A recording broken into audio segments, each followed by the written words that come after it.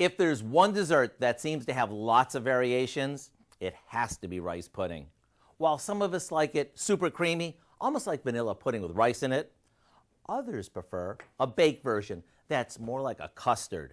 And whether we keep it simple, with or without raisins, or dressed up with all sorts of add-ons, we can't go wrong. We can also change it up by simply switching out the type of rice. Traditionally, we use long grain white rice since it yields a fluffier consistency and the grains don't stick together.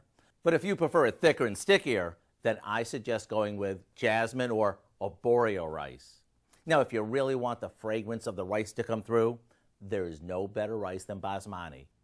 Now for the one we're making today, we're keeping it pretty traditional. Whether you serve it piping hot right out of the oven or chilled, I know you'll love its creamy custard-like texture.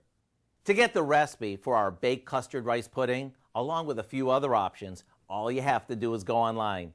I know you'll be glad you did. I'm Howard with Kelly in the Mr. Food Test Kitchen, where today we found an always in style way for you to say, ooh, it's so good. Creamy, delicious. Tasty. Ooh, it's so good again.